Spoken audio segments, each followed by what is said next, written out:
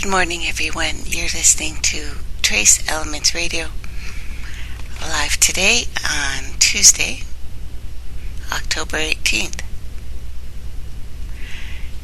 Wow, there's so much going on right now. But I think I can break down everything into one simple thing. The battle of polarities is pointless and endless. Black versus white, good versus evil, night versus day. When you remain in opposition, you are locked in an eternal war, conducted by the natural forces you rely upon every single day. To truly win, you must find harmony within these powers until they reach their harmonic, propelling you to your overtone. What would blue be without red, besides invisible?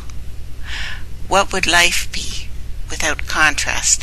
And even deeper, what kind of existence will you have when you realize all is self, and you are wasting time trying to choose different parts of the whole?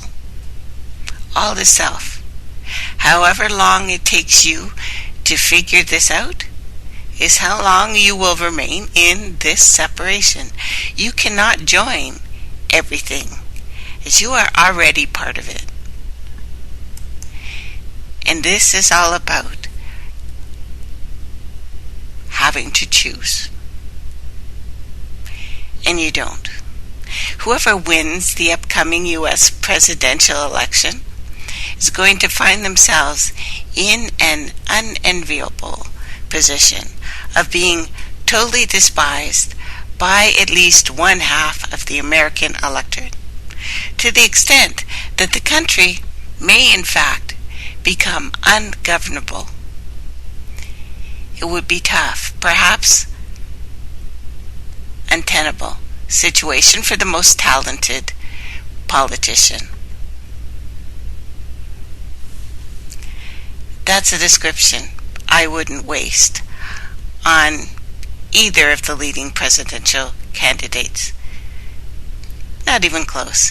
Hillary has the advantage of the support of the entire establishment, even major sections of the GOP establishment, which has now come inside, to include Silicon Valley, its tributaries. Oh, hold on. Let me see. I'm getting a message. Yeah, I'm on a.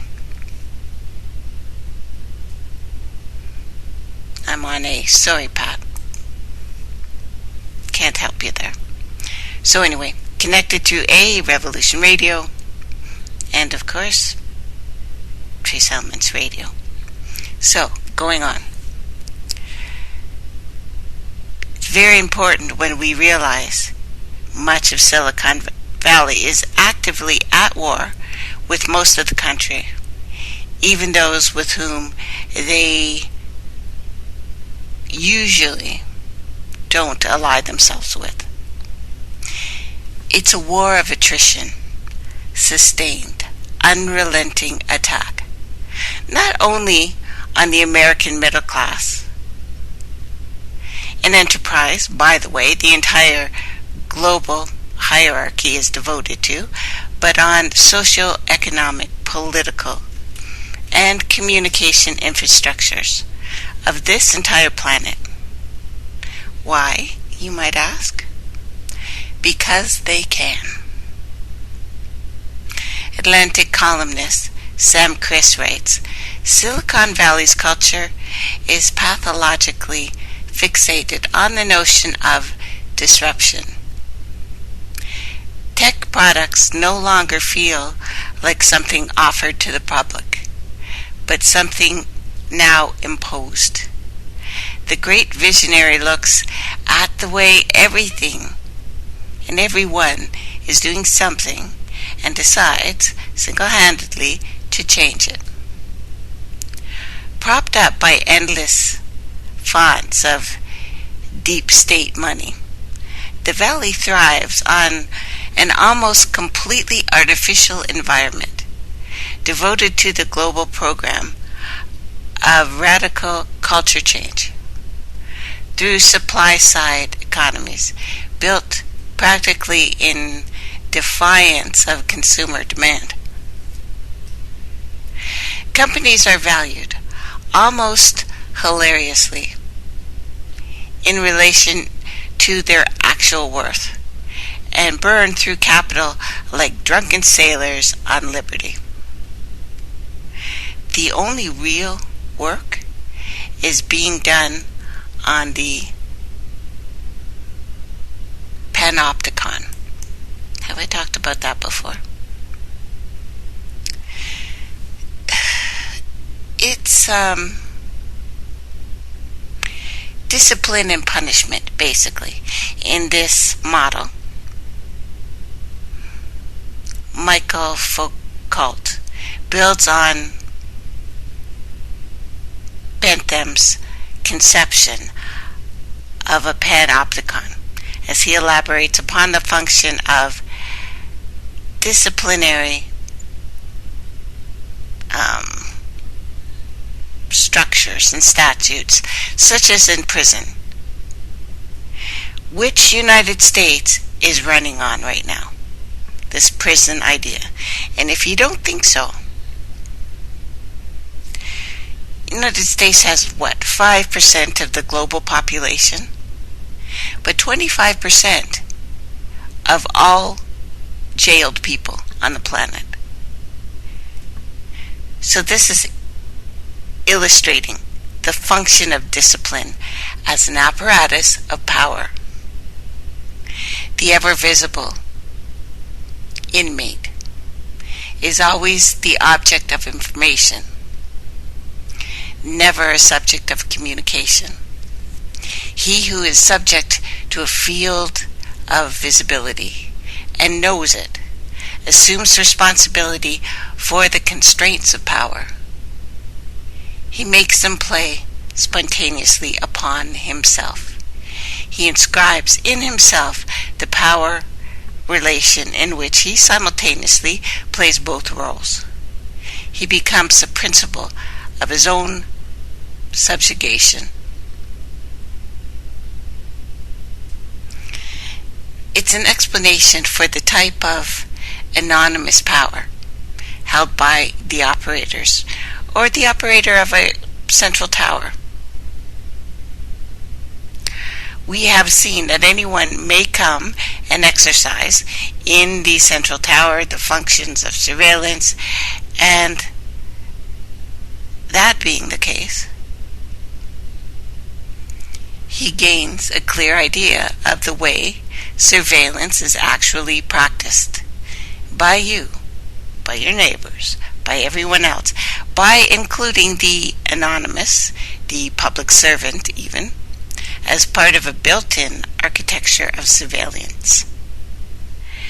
The disciplinary mechanism of observation is decentered. There is no one place. There is no one person. There is no small group of they. It's you, it's me, it's everyone. So as hinted by this architecture, this panoptic design can be used for any population, anywhere in the world, that needs to be kept under observation or control. Prisoners, school children, medical patients, workers. If the inmates are convicts, there is no danger of a plot, an attempt at a collective escape, the planning of new crimes for the future, bad reciprocal influences if they are patients. There is no danger of contagion. If they are madmen, there is no risk of their committing violence upon one another. They are school children. There is no copying, No noise, no chatter, no waste of time. They are workers. There are no disorders, no theft, no coalitions. None of those distractions that would slow down the rate of work and make it less perfect or cause accidents. We are not being controlled by random things. This is strategic, this plan. And every single person listening and not listening is part of it.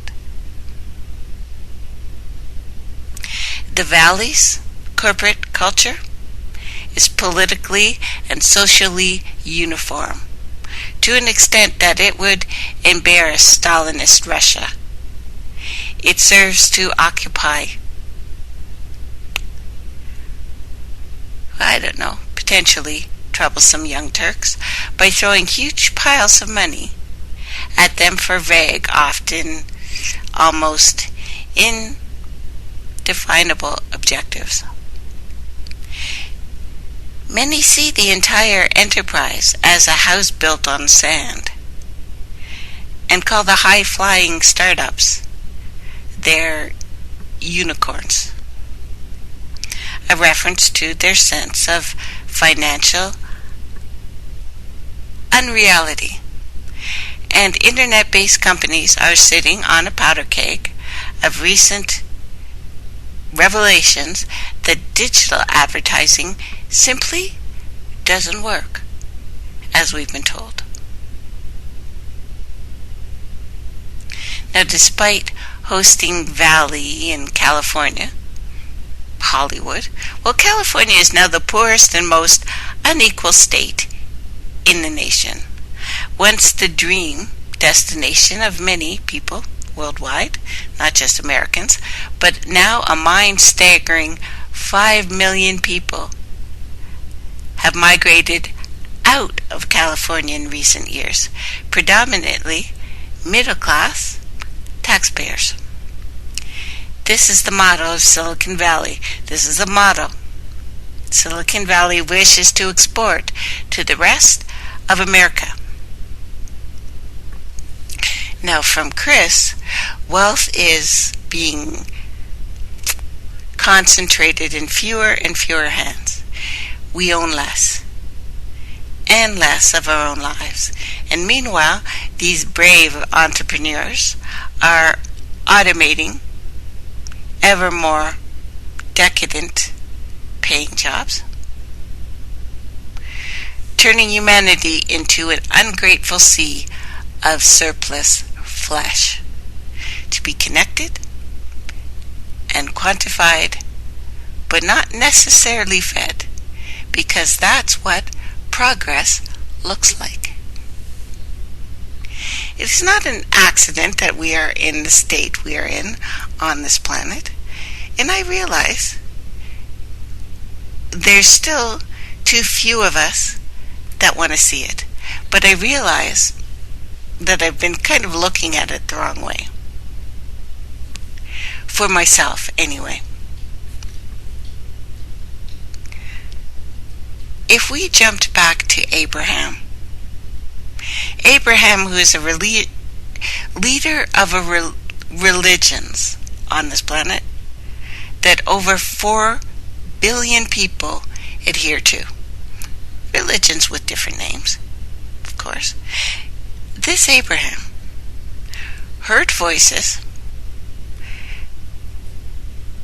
mutilated himself, turned himself into a eunuch, then tried to kill his son because of the voices told him to.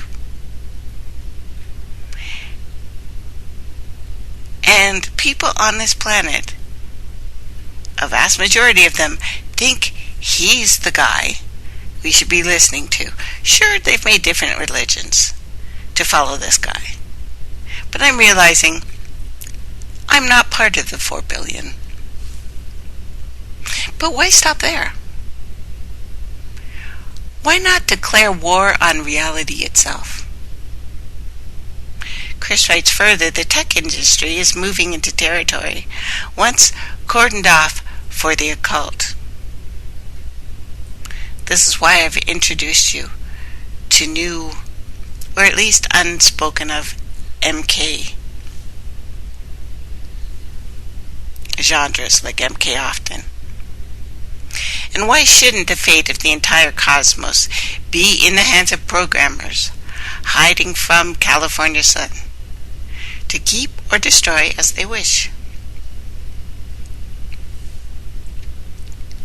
What I'm referring to is based on a New Yorker profile of Valley Hotshot, who reports that to some movers and shakers in the tech industry, creation itself needs to be hacked.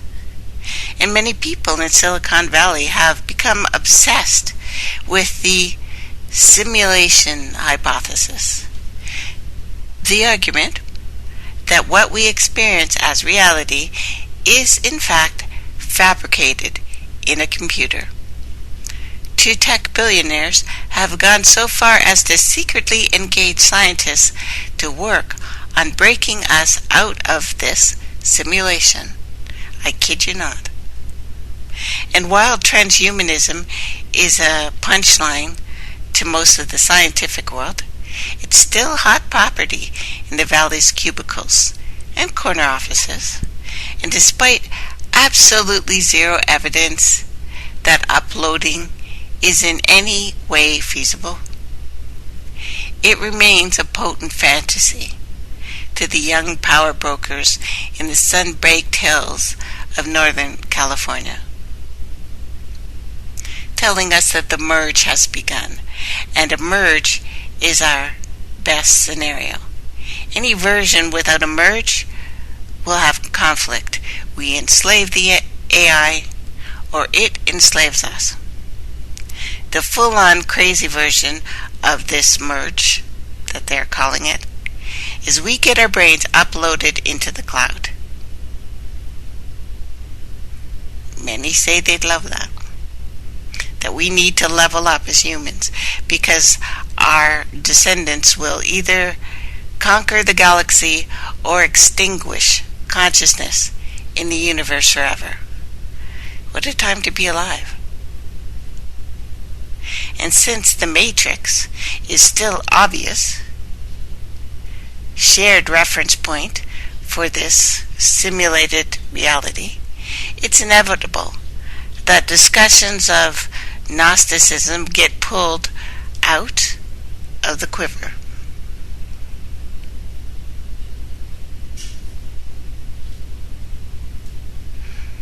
This is ancient heresy again. Its real antecedents are the Gnostics, an early Christian sect who believed that the physical universe was the creation of the demiurge, or Samael, or Eladaboth, or Eladaboeth, sometimes figured as a snake with the head of a lion, a blind and stupid god who creates his false world in imperfect imitation of the real creator. This world is a distorted mirror, an image. In other words, a kind of a software. Chris is referring to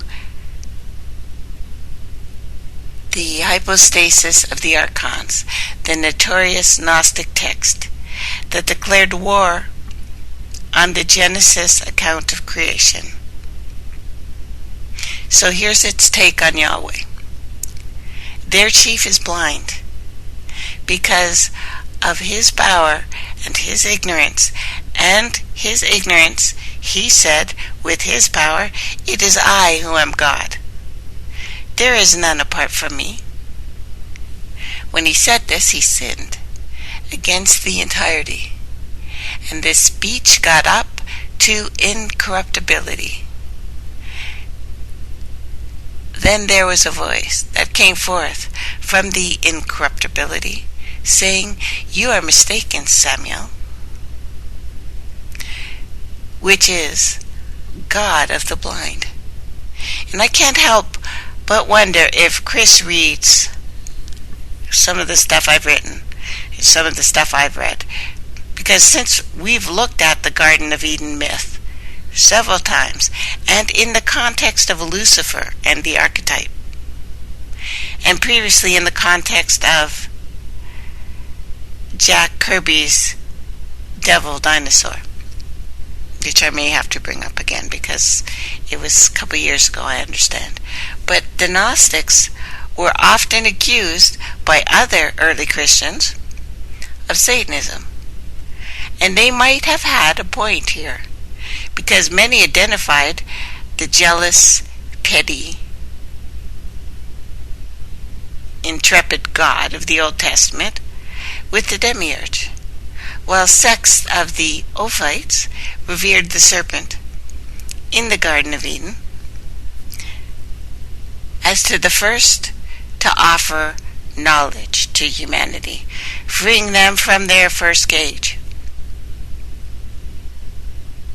And here we venture back into Lucifer's technology territory, which we have talked about. A reasonable destination, if you judge digital technology by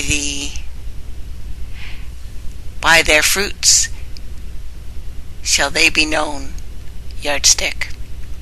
So Chris says, and something Luciferian persists in the techno-Gnostic of San Francisco.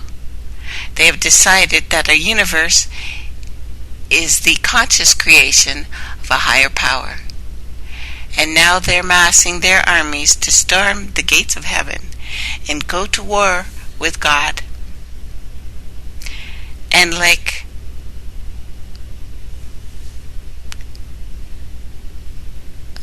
the Goths, Mephistopheles, their doctrine is omnicidal. All that exists deserves to perish. All that exists deserves to perish. It's all in the pursuit of something more perfect, a more perfect creation. And we've heard all about this before.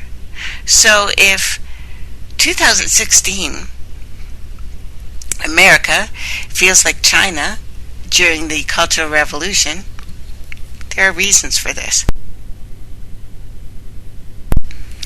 Compelling reasons. Elon Musk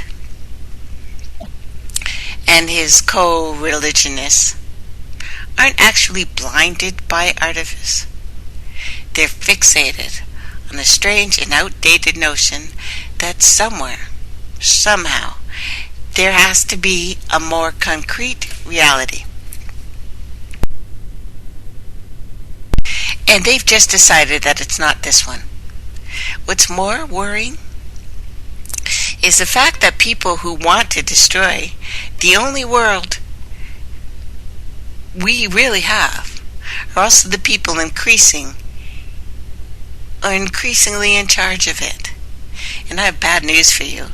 An election isn't going to change that.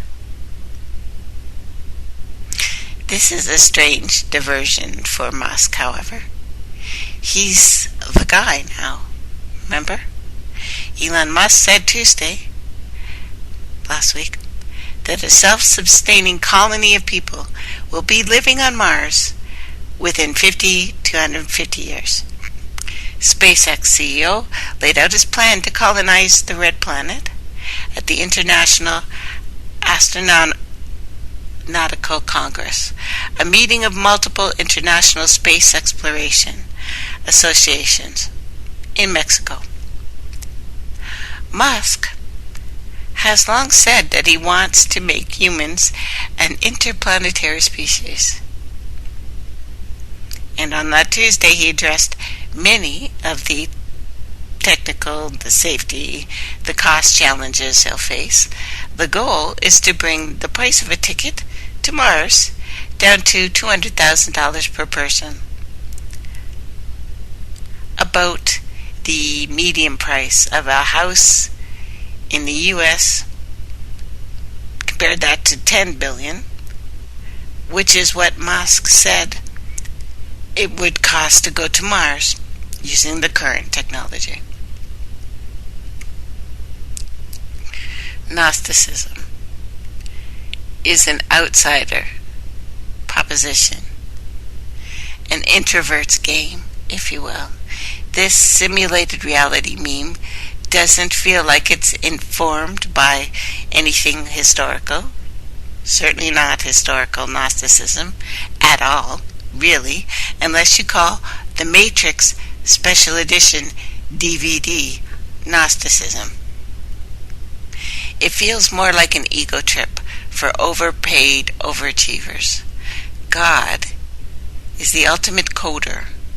Creation, nothing more than an incredibly well rendered sim. These new robber barons can crash the whole damn thing and rebuild it in their image. Because, hey man, PayPal, they could. Think about it. But maybe there's something else underway here. Maybe this is a very sophisticated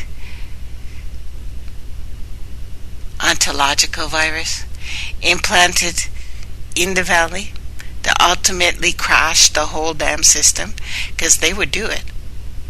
Everyone has insinuated an absolute, unachievable goal for these would-be masters of the universe, in the same way that transhumanism has implanted a pathological terror of death deep in the hearts of man,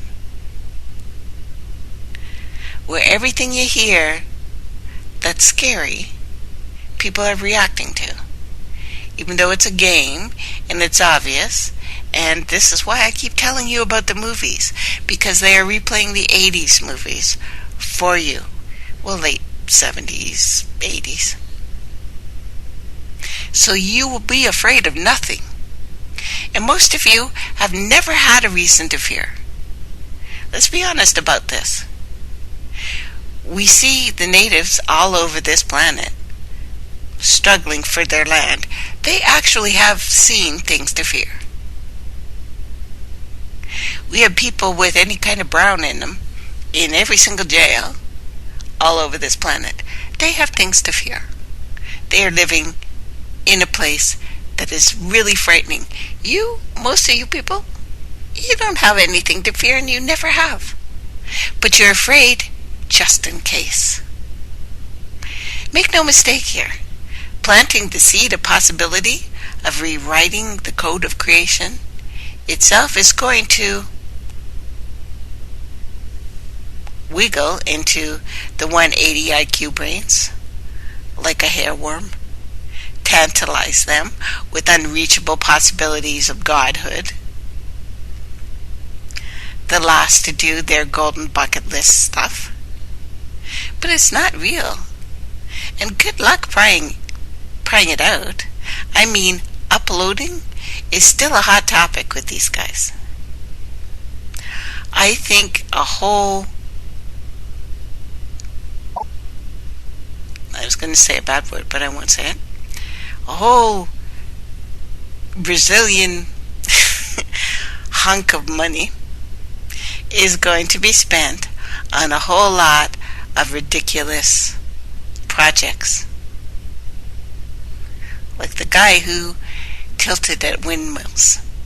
Projects that may be preoccupations for some of these big dreamers, in the same way that a lot of robber baron money was spent chasing after promises of spiritualists, theosophists, a new way to look at religion, a chance to become a higher level, going to fifth density. Maybe someone is using Valley's power against itself, certainly against most of you, most of us. Maybe we're seeing a lot of that these days. After all, chasing after Grail, of God coding is more palatable than following the other implications of the hypostasis of the archons to its logical conclusion, even though that road is paved with a hell of a lot of more evidence.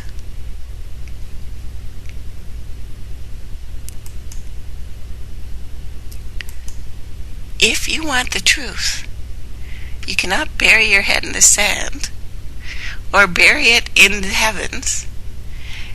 You are here for a reason in this body because you chose it. There are things living fifth density that live in the complete dark in outrageous amounts of pressure, and they glow on this planet. If you had chosen that, you'd have been born that. You are not going to become like them because you did not choose to come out as one of them.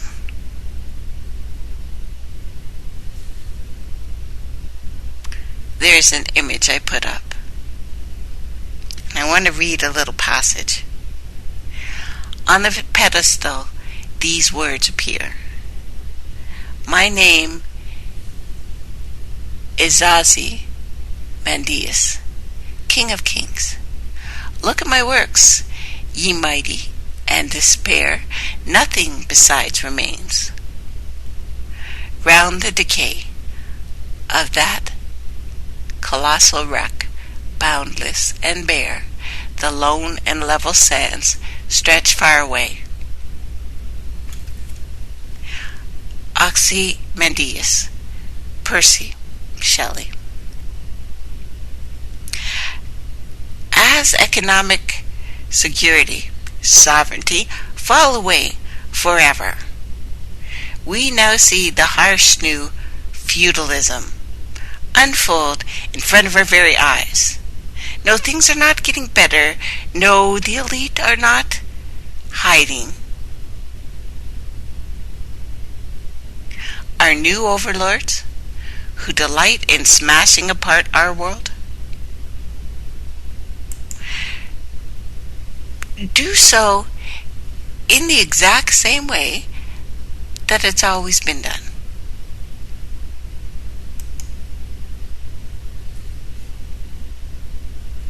No less than the Gothic tribes of the 5th century enjoyed sacking Rome. They are now from Silicon Valley. You absolutely need to be watching them. They are the ones running your Facebook. Facebook is completely a computer program. It is giving you what to read. It is putting up false stories. It is complete control of what your computer searches for, whether you're on Google or any other kind of search engine. It doesn't matter now. It's too late. A new technology released on Friday finds that just 5 major technology companies control almost 1/3 of all corporate cash in the United States. It's amounting to $504 billion.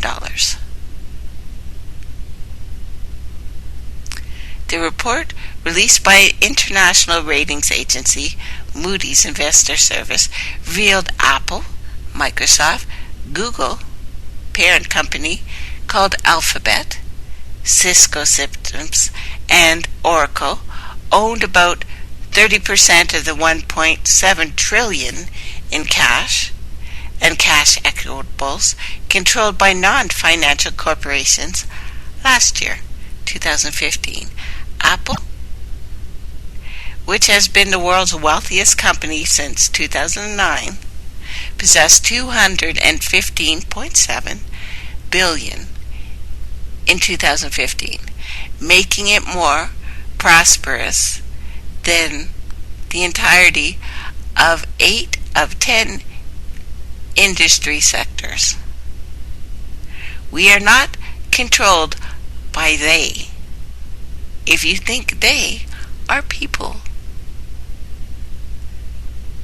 All of the top 50 wealthiest corporations have at least $6.12 billion in cash. The top 4 cash-heavy U.S. industries remain technology, healthcare, pharmaceuticals. So stay sick and fat, people. Customer products, energy, of course, which is also killing you. Richard Lane, Senior Vice President at Moody's, said in a statement, spearheaded by device makers such as Apple and Microsoft, the tech sector is gobbling up more wealth each year. These numbers, again, are massive, and there is nothing else making as much money as these guys. This new world was announced to be, well, to the reading public anyway, in no uncertain terms, 50 years ago by Bill Clinton's favorite professor. So we can't say we weren't warned. The powers of financial capitalism had another far-reaching aim. Nothing less than to create a world system of financial control in private hands, able to dominate the political system of each country and the economy of the world as a whole. This system was to be controlled by, well, at least in a feudalist fashion, by central banks of the world acting in concert, by secret agreements arrived at in frequent private meetings and conferences. Tragedy and hope. A history of the world in our time. Professor Carroll Quigley, Georgetown University. You should read his stuff. Frequent meetings. Private conferences. Davos, Bilderberg, the Open Society Forum. Ring any bells? You think they were just tasting wines and playing Naked Twister all those years? These fat old men. But here's a warning for the new archons. And it's deep, and it's in all this. CEOs, cabals, corporations, nations, empires, they all come and they all go. Do you remember when Japan was at the top of the techno-corporate heap?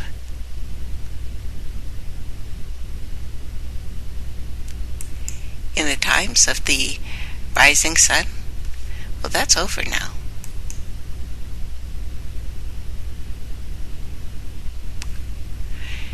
Michael Crichton's novel, The Rising Sun, bestseller, stayed up on that list for 19 weeks. Buoyed largely by the controversy and heated opinions that the book aroused.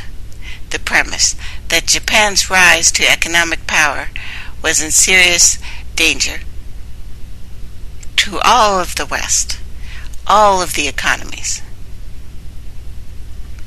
People felt polarized. Rising Sun, cautionary tale, couched as a mystery. In it, Crichton argues that the United States is a second-rate economic power, and that is all.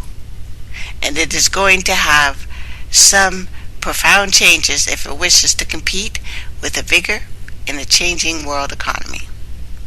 Crichton, of course, had already proved himself as a master at tapping into near atavistic fears, I guess, of the American readers in his movie Westworld and novel Jurassic Park. Technology runs amok and attacks its handlers with a serious vengeance, which is why Westworld is back on television, and a late 70s movie, because we're being shown a loop here. We are being triggered to remember something and keep our minds in a certain state.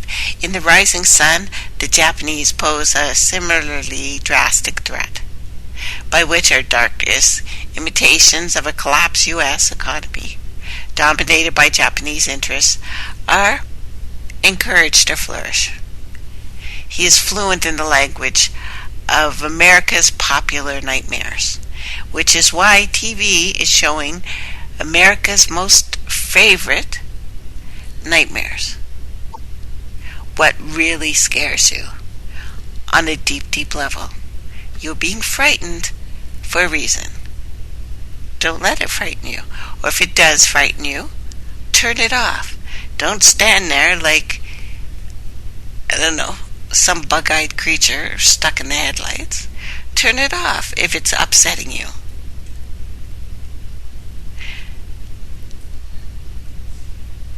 Now, Critchin himself, well-spoken, deliberate man, apparently used to bringing all of his considerable attention to bear on whatever situation is before him.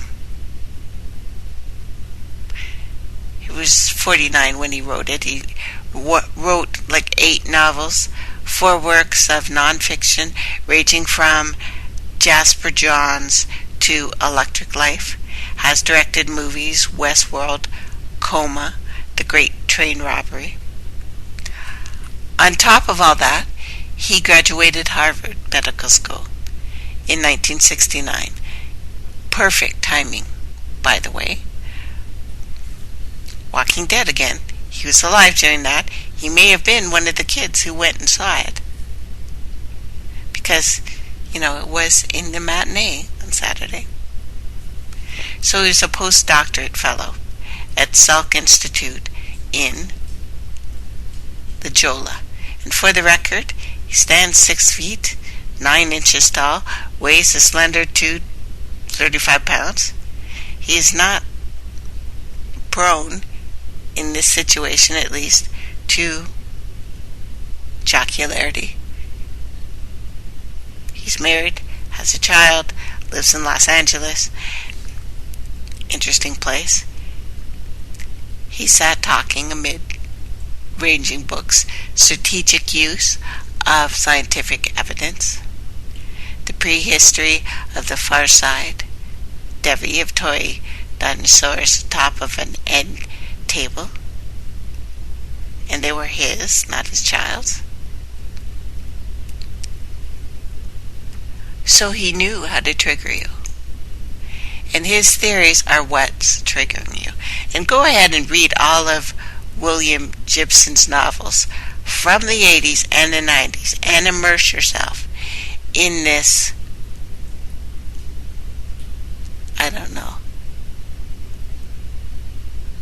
age where Japan's future world dominance was actually taken for granted. Do you remember hearing that? Remember when they were the big bad guy?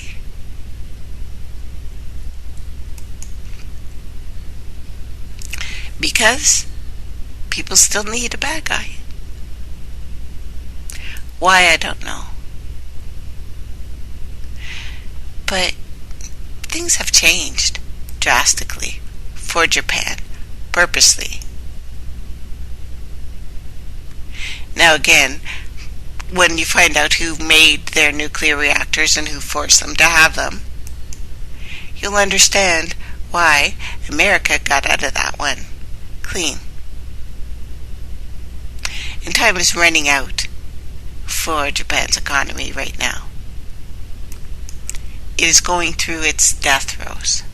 And you can be certain of one thing in these turbulent times.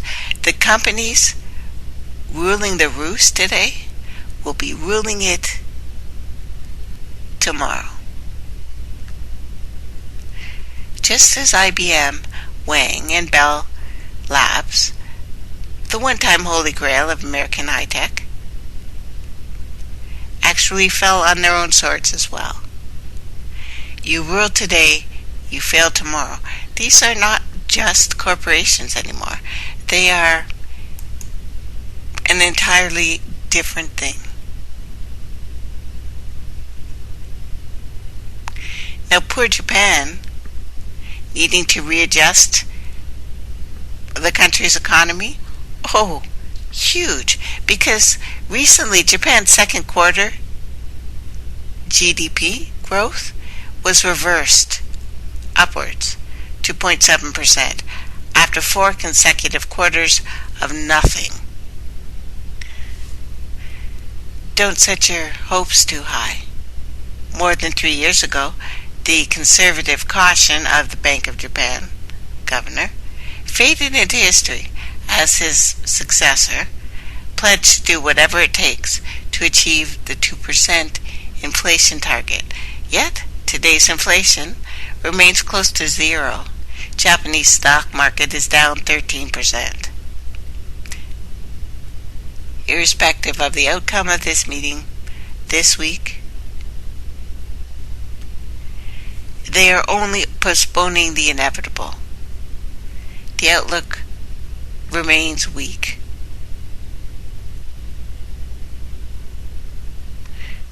So until recently, Japan was a different story.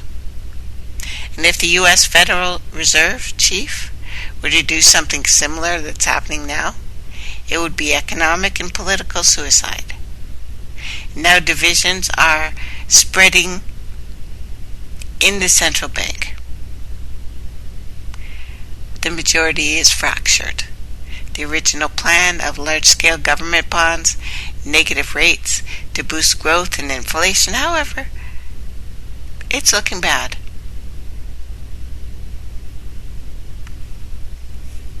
Unfortunately, Japan is in its death throes. But hey, after all, disruption is a two-way street, isn't it? And I guess when the axe falls on their necks, they can comfort themselves with the knowledge that it's all for good creation or creative destruction and all that stuff. Indeed, antitrust regulators in Europe are already taking aim at the top powerhouses of the valley. Apple has just gotten socked over their tax shenanigans. And there's surely more. Where that came from, strap yourselves in. It's going to be a rough ride, especially if you live in Europe. And we've talked about that before. Our brothers and sisters in Europe are about to feel a crunch that they haven't in a very long time.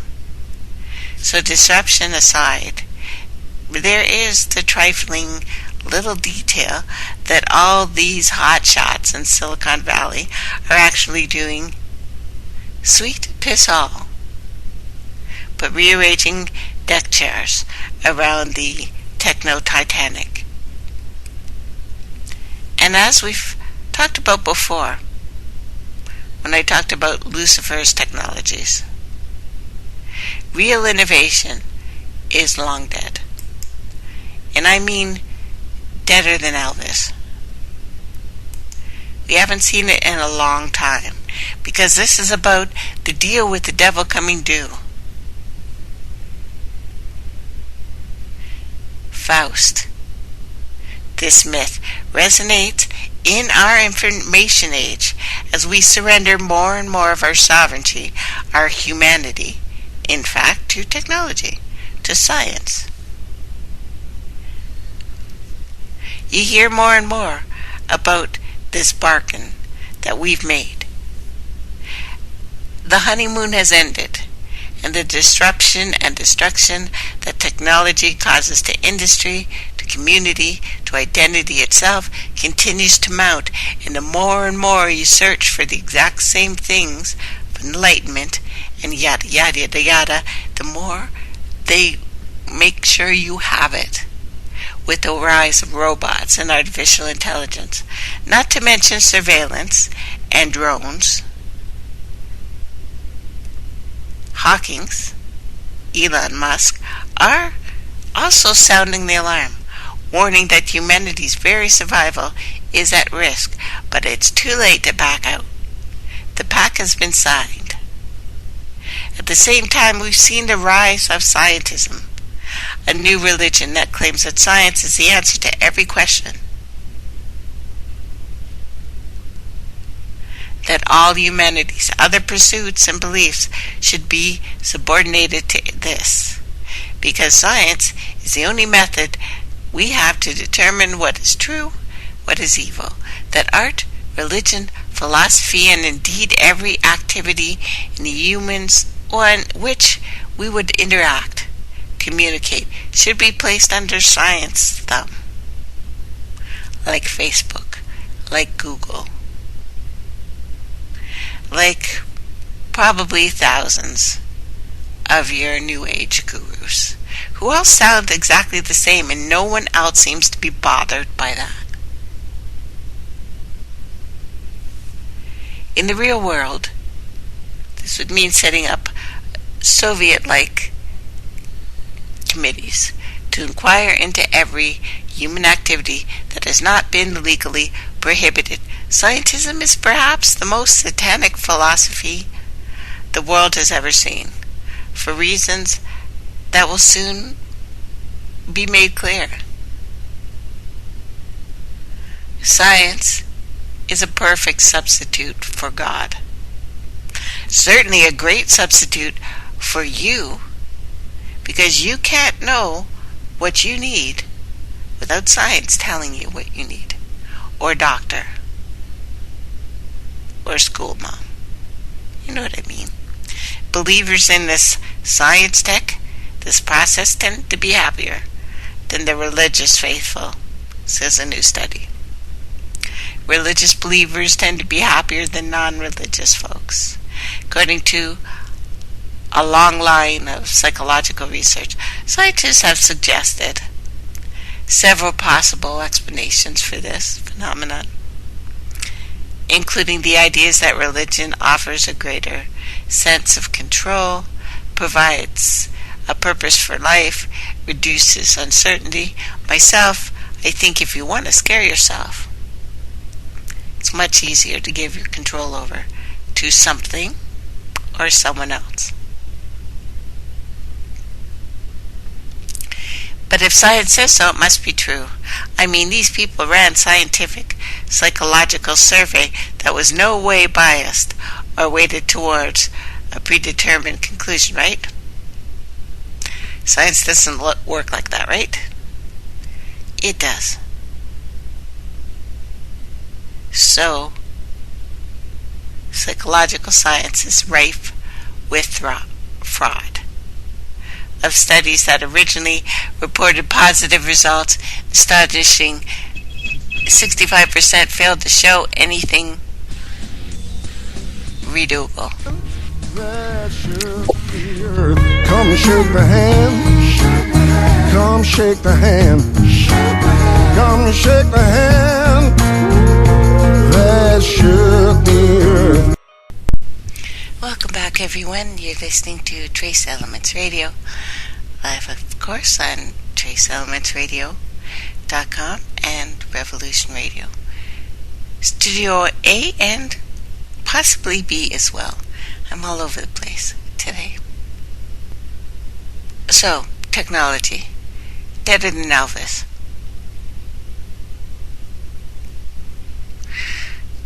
Don't quote me on that. But quote all the papered experts in lofty university chairs, not to mention bigwigs in Silicon Valley itself. That, Max Levchin and Peter Thiel are not ones to mince words. That innovation in this country is somewhere between dire straits and death. Levchin said at the TechCrunch Disrupt conference, PayPal's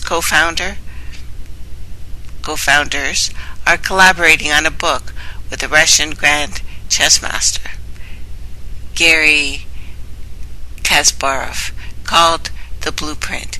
It's about what they see as the slow decline of any kind of innovation in the U.S. And if you look outside the computer and the internet, there has been 40 years of stagnation. Sid Thiel, who pointed out one of his favorite examples, transportation. We are no longer moving faster. Transportation speeds, which accelerated across history, peaked with the debut of the Concorde, 1976. 1 decade after 9/11, we are back to travel speeds of the 60s. This is hardly a new theme, for the Facebook financier. When Forbes profiled Thiel last February, he blamed the world's problems on what he calls stalled technological innovation, which begs the question, if we're so damn clever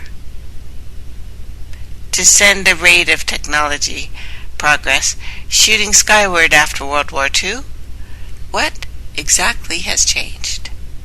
Of course, there's a natural rhythm to progress, a time of striving followed by a moment of breakthrough, often followed by a longer period of consolidation. Individuals experience this. Cultures, collections of individuals, after all, are no different.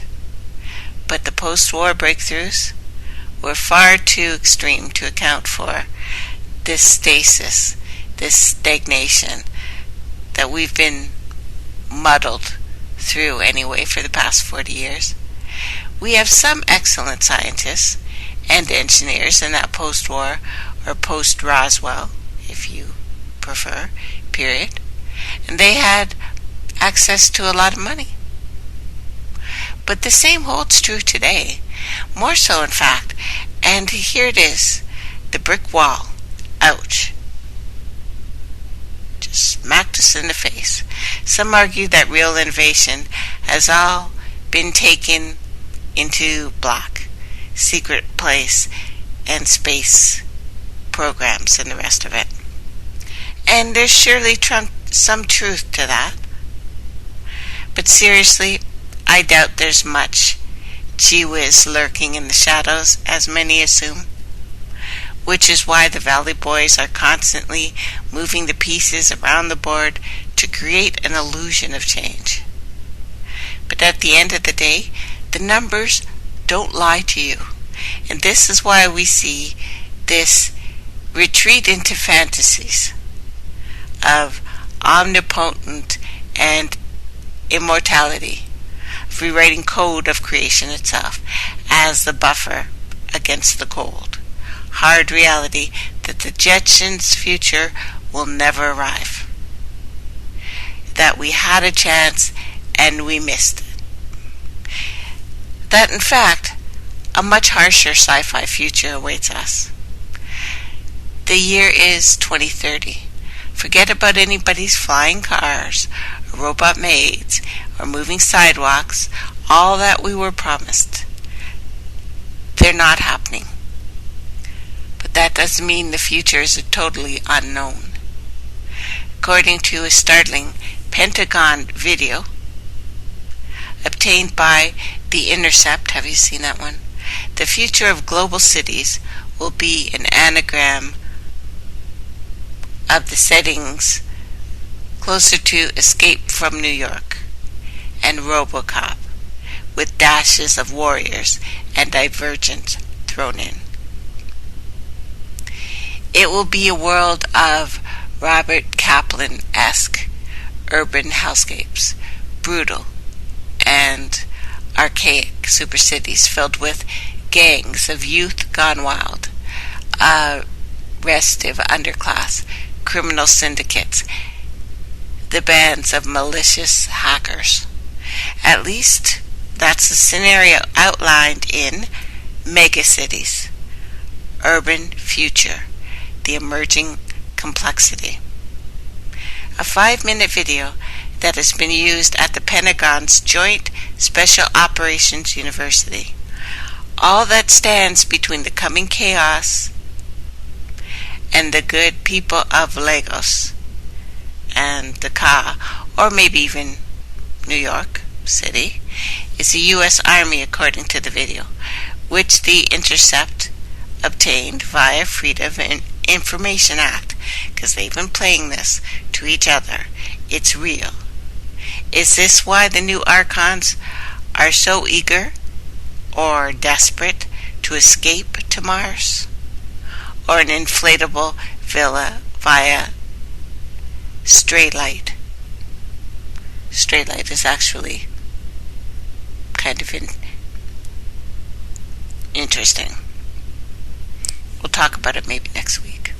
But the dot-com crash wasn't that long ago, when it seemed that too many investors had forgotten hard lessons. There was some wobbling at the foundations of the unicorn economy a few months back. Some signs that the harsh tide of reality was going to wash away this beautiful city made of sand and fairy dust. But with the election approaching, it seems that Valley got a fresh infusion of capital, if only to avoid any undue disruption. But after the election, things might well change. Another stock bubble is emerging within capital markets worldwide, but largely fueled by Silicon Valley and their unicorns that have scored sky-high valuations in recent years. The company that started by offering air mattresses in San Francisco, Airbnb, has been valued as high as $30 billion. Even more shocking is the suggestion that the ride-share service Uber has been valued as $66 billion. Contrast Uber's valuation with that of BMW's $60.4 billion and GM's $49.6 billion. Companies that own assets across the globe, own copious amounts of technology, and at a fundamental level actually manufacture stuff, like real actual stuff, things. The continued growth of these companies has led to several analysts to suggest that markets could be subjected to a massive short, akin to what happened with the credit default swaps. Remember 2008? The destabilized global markets, 2008? What's going on now? And if you think this election is something, wait till the election is over. And what would it look like? This short. Take this grim report, multiply it by 100 or 1,000 or a Brazilian. Because Silicon Valley is in shock today as folks wake up to find Mode Media, once one of digital media's highest flying unicorns, it's dead. The ad network, formerly known as Glam Media, abruptly shut down Thursday last week after burning through $225 million in investor cash. Money's gone. The bad news, I guess, fell particularly hard on Mode's 300-person workforce. Not only are they out of a job, but Mode is offering them no severance pay or health coverage through September 30th. No option for Cobra. For continued health care, the now unemployed workers should apply for Obamacare, the company said in an unsigned memo, a copy of which was obtained by the Post. Obamacare, well, that's another scary story. And you'll be hearing more about that once again after the election, because we can't talk about now. We have to forget about that now. Now think of these young whip-smart mode coders. One day they'll be the toast of the town, sneering at bitter cringers of the flyover America from their lofty cubicles in the sacred Silicon Valley. And next, they're filing out Obamacare forms. That's got to sting. The cold, hard fact is that most of these companies are actually not profitable, nor have they been, and are burning through capital raised on pretty promises of future world domination. Ta-ta-ta. And eventually the easy money is going to dry up, and the VC hotshots are going to call in their markers. It's starting to look as if the day might come soon. Very, very soon. There is also the reality that major players in the valley are in bed with the deep state and are allowing themselves to be used for ever greater surveillance.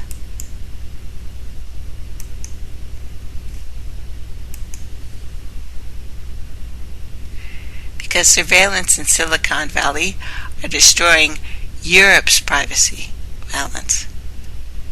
And as European governments push for greater digital surveillance powers, Leuven University near Brussels is creating some of the hardest to crack encryption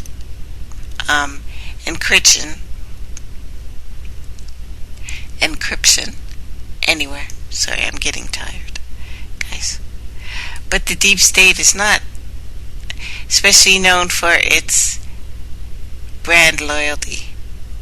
As shades of yesterday's masters of the universe will dolefully inform you, many of the huge companies who got fat and happy off the defense dollars are distant memories now.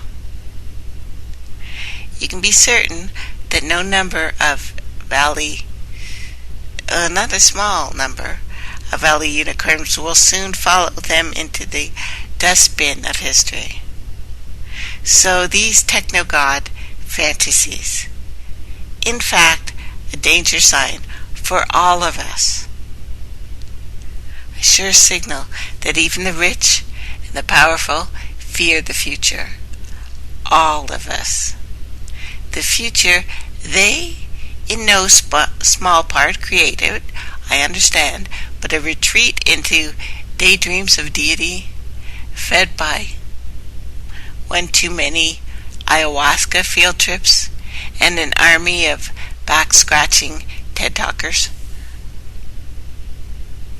The Valley's God-coding talk may be just talk, but the Silicon space race is anything but. When Obama took office, I talked about one of his roles would be to speed along the new space-based economy. And that's one prediction that has come true. But the question remains, why? I have had a very hard time buying into all this Mars business, seeing as how we haven't even parked any of our shiny new toys on the moon in a long time. Mars is really, really, really, really far. And the moon is just plain far. So what's the problem? There's also the fact that Mars has no magnetosphere to speak of. And the trip there is basically guaranteed one-way suicide mission. So what's the big attraction about the big red planet? Mars exploration missions are fascinating in their own way, and have produced even more fascinating body of conspiracy theorizing around them. There are the so-called Mars anomalies feeding into a parallel community of cyber sleuths. But even if you think the Mars missions are faked, there's no arguing that the money spent by the Valley space racers is real. And of course, Elon Musk tops that list. Musk, with all his eccentric indulgences, seems so far to be sidestepping the fate that befell former Silicon Valley Pasha Joe Firmage, whose interest in UFOs either preceded or coincided with a steep fall from professional and personal grace, a fall that would have late John Keel shaking his head knowingly. Maybe someone should have told him that those ancient Gnostic texts that Sam Criss called, or at least cited in the Atlantic, also gave us clues to the exact nature of those enticing riddles in the sky. Maybe someone should tell the space racers that those same ancient texts warn us that we're probably not going anywhere in those shiny new toys.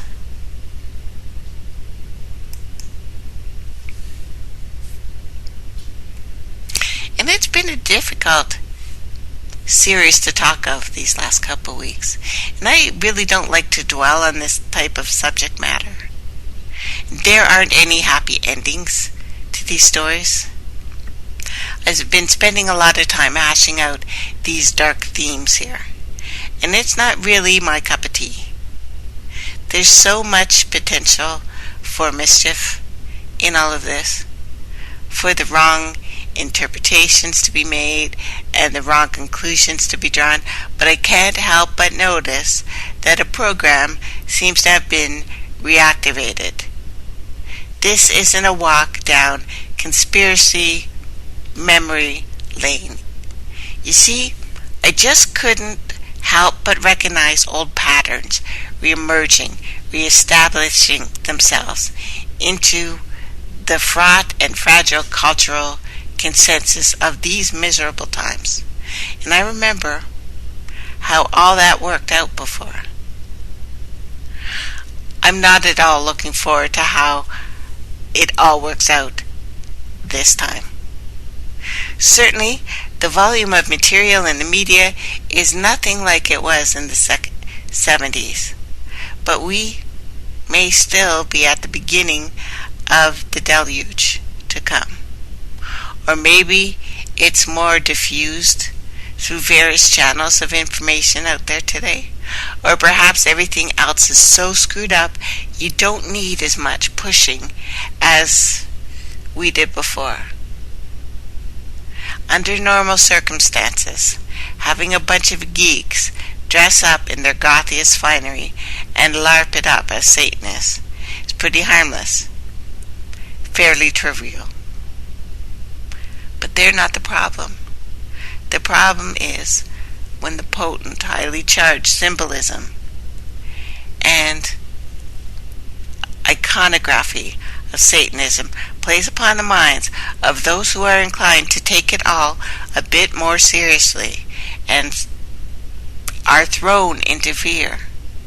The more visible and socially acceptable Satanism becomes, the more sense of pessimism these individuals will feel, and you can count on it. From the militantly skeptical Wikipedia on satanic ritual abuse, criminal and delusional Satanism. A third variation of ritual abuse involves non-religious ritual abuse, in which rituals are delusional or obsessive. There are incidents of extreme sadistic crimes that are committed by individuals, loosely organized families, possibly in some organized cults, some of which may have been connected to Satanism, though this is more likely to be related to sex trafficking through the SRA, may happen in families, extended families, localized groups, and is not believed to occur in large organized groups. But with sex trafficking exploding right now, particularly in vulnerable immigrant communities, it's almost certain that we're going to be hearing more about this in the future. More troubling possibility is that it will be taking place and we won't hear about it at all outside of a marginal and fringe media outlet.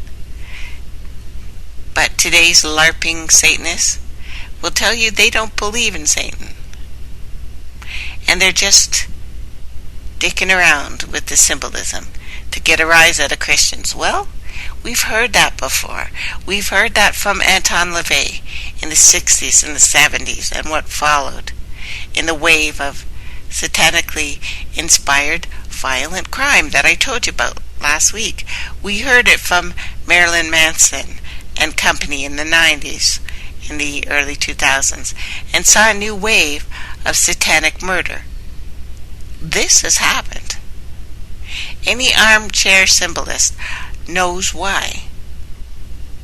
And just look at the imagery in the iconography of Satanism now. The warning colors, the blood, the weapons and fangs, the skulls, and on and on. The subconscious processes this imagery, often in ways that the conscious mind does not. Swimming in negative imagery can't help but damage one's emotional well-being. You're dealing with a basic mammalian psychology here. You can't escape it. So whatever kind of song and dance these groups might be feeding the media right now, their visuals tell an entirely different story. And seriously, what's with the satanic preoccupation with children?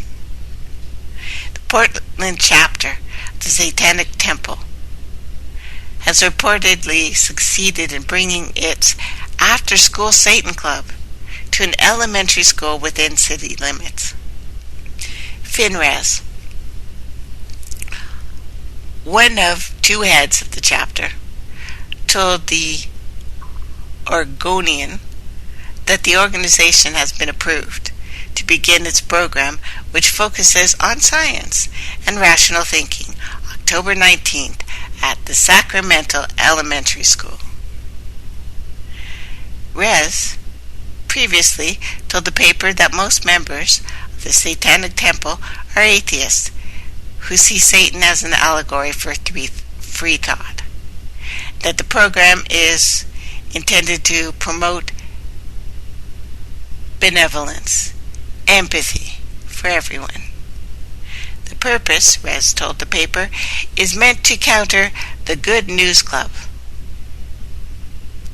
an after-school club put on by the child it's kind of, I don't know, it's a fellowship, it's a Bible-centered organization. Satanic Temple of Seattle spokesman Tarkus Claypool, interesting name, said that a parent was brought the Bible Club to their attention because the parent was concerned the club was teaching children to, I don't know, do that speaking in tongues stuff. But that's according to Associated Press. Claypool said their curriculum teaches children logic, self-empowerment, reasoning. They don't worship a deity. I would like to say their deity is science once again. And if you are just working on and with a rational mind, you are missing the other half of the equation, and the only thing that can save you from tipping the frig over. So to take any of this at face value, we need to ask some questions. They're so interested in rationalization and science. Why are they serving up something so dark and nightmarish, this imagery, for children? But as I told you, nightmarish and dark has been fed to us since Night of the Living Dead on a Saturday in the afternoon. But why use the icon of Baphomet, the theist image, at all if you're not trying to trigger something? Why did we see that movie? A 3-parter, 4-parter, we talked about it before, with a devil-looking figure, but the end of the age of childhood or infancy. You know the one I mean. Childhood's end. Thank you. So what's with the droning dirge on the soundtrack too? Do they think any children or parents will find any of this stuff alluring or even acceptable? Why are the killer clowns, when the movie It is about to come out, again, a replay of an old movie? Why not use something science-orientated if you want to promote a science-orientated thing? It's patently obvious. It's provocation. It's, again, pick a side, good or bad, demon or angel. And it's the usual suspects, of course, which makes perfect sense, because the Satanic Temple is a brainchild of a professional provocateur, staging publicity stunts for the media to garner press for his organization, whose actual membership is tiny. And have you ever noticed that Satanism always seems to be supply side proposition? If not. And it's not as if anyone's clamoring for it as they were in the sunny mid-60s, where it was just an excuse for sex at first. But it's like the McDonald's of cults. It creates demand through saturation. Mind you, I have no reason to suspect the Satanic Temple of any wrongdoing or anything nefarious. But I do have to wonder if they are possibly being manipulated by those who do, because there is all a setup for the pre-election and the election, and for what is going to come after, which no matter who wins, pas bon, not good. Has been well documented, these kind of groups can often give cover, inadvertently or otherwise, to things that are more problematic. And if nothing else, the temple is mainstreaming Satanism in ways never seen before. And history shows us again and again that Satan gets the deciding vote on how that little gambit will turn out. And given the history and other details in the temple's background, I'm not entirely comforted by the fact that the Satanic Temple's founder's blog is named in honor of the Process Church that I spoke to you about, and prominently features the Process's swastika-like logo. And I can't imagine I'm alone on this. Listen to the Paranoia magazine. Adam. Go rightly. Links cults like the Process Church of the Final Judgment and the Mason family to elements of the underworld and intelligence communities, brushing back the cobwebs of the occult to reveal a truly disturbing story that continues to haunt us today. And this is why I've brought it up to you guys, that these things are linked and they are not what they appear, and they are working together. Now, other researchers and investigators have linked the process to serious criminal activity. Of course, it's all very controversial and can be very difficult to pin down, given the nature of activity in the front groups that the process used or uses. There's certainly no shortage of unsettling coincidences following the cult around like a lost hellhound.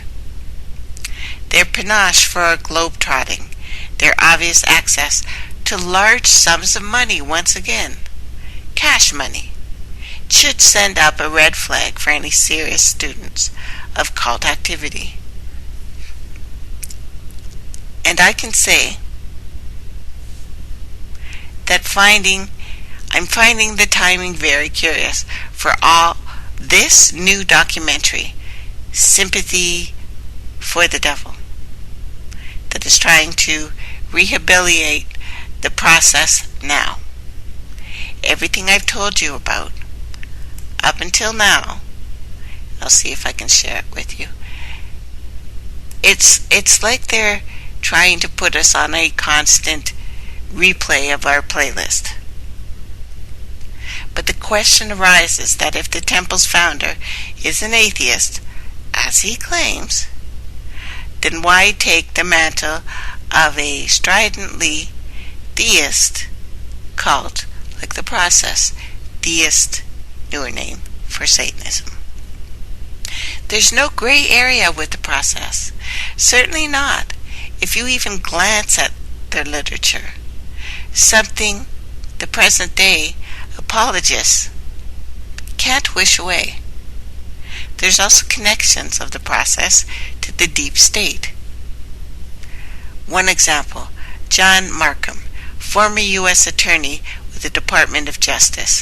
He did have ties with the Process Church from 74 to 80. I did find records in the state of New York that on January 17th, 1974, the Process Church of the Final Judgment was formally incorporated in that state, and that the attorney for the church was John Markham. Additional legal documents were filed for the church on May 23rd, 1974, and again, Markham was the attorney. Another article in the Executive Intelligences Review, June 2nd, 1989, raised the following question: was Markham just an outside counsel, or was he a member of the church? And according to the Process Church's own literature, Markham appears as a lay member. The church magazine mentions Markham as the Presbyterian, January 1974 issue. Markham was appointed to the Justice Department by William Weld, the former governor of Massachusetts, the current vice president candidate for the Libertarian Party. Too many connections.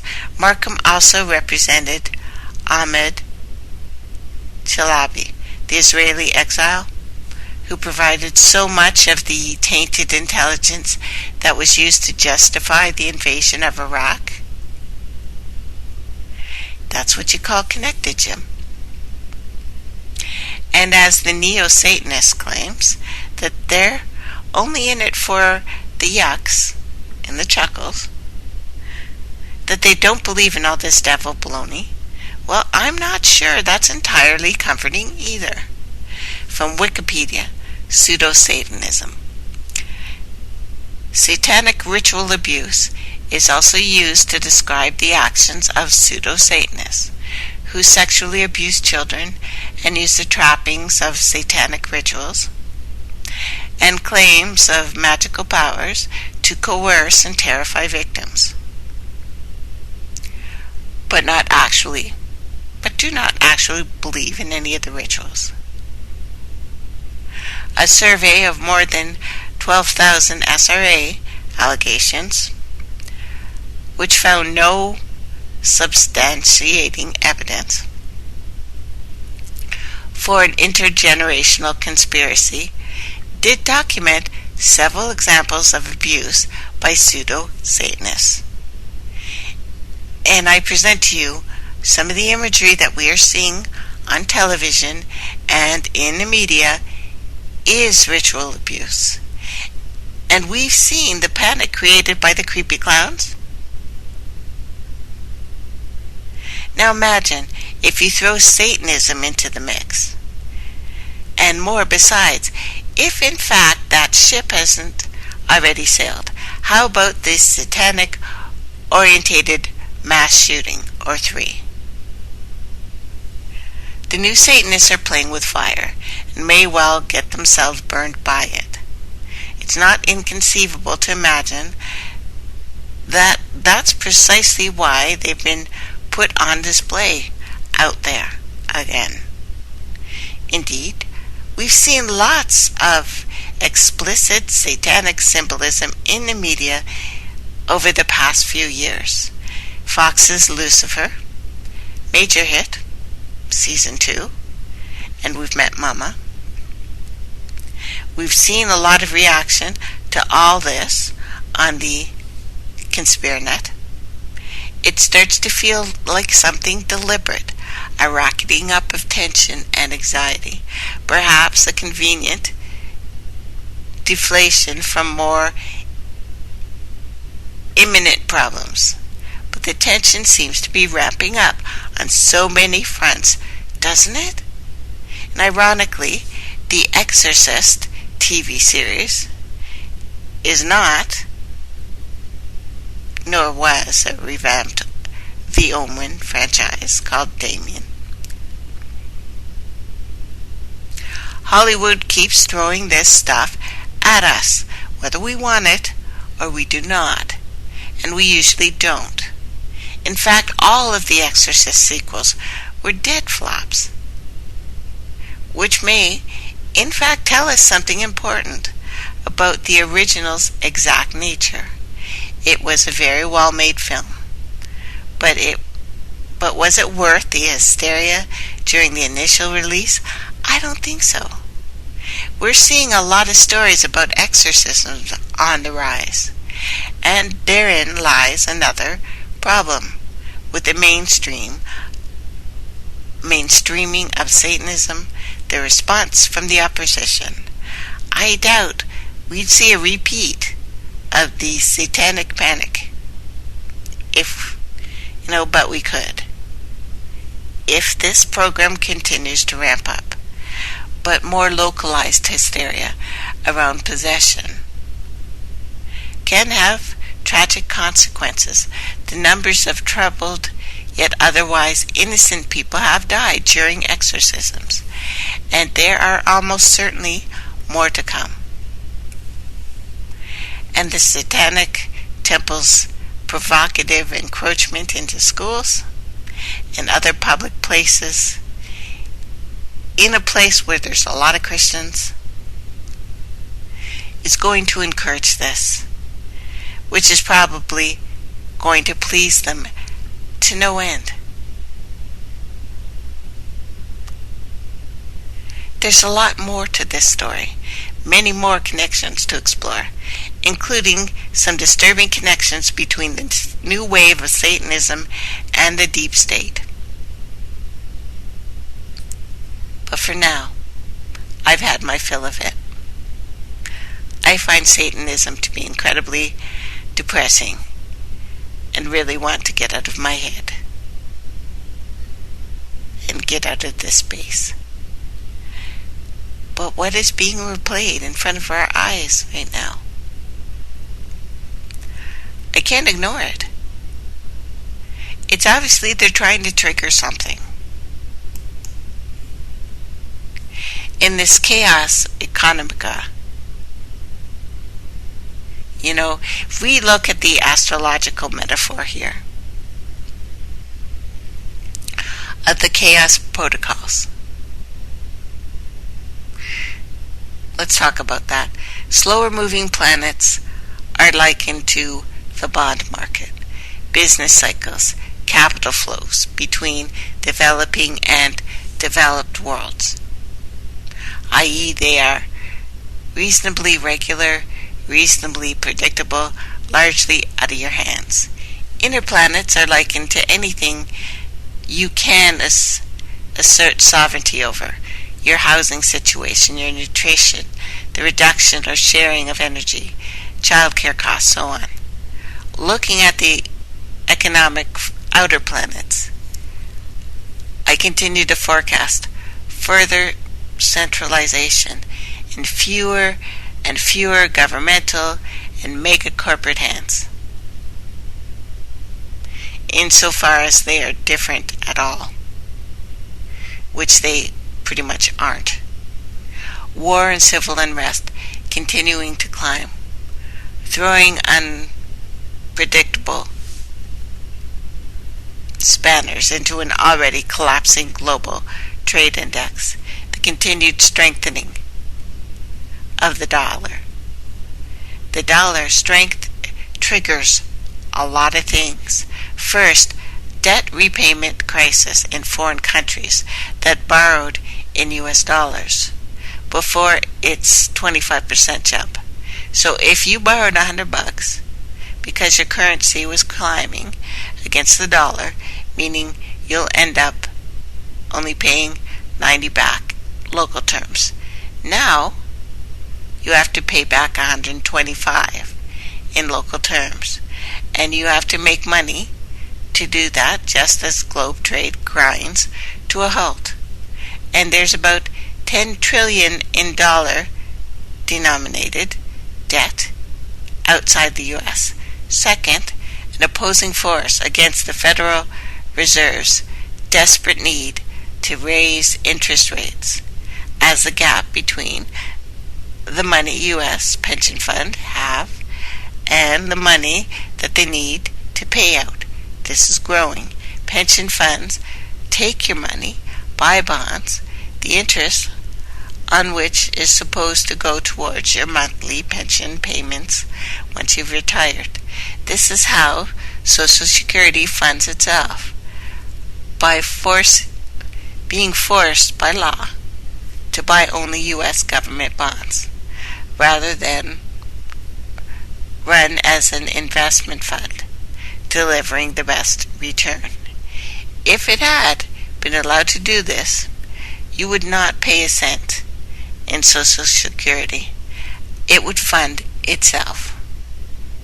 Third, just as with any non-U.S. country, a strengthening dollar means the U.S. debt becomes more difficult to pay off in the future, because it is also growing. The dollar is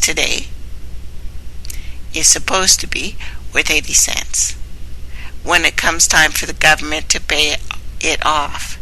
Instead, it's going to be worth $1.20.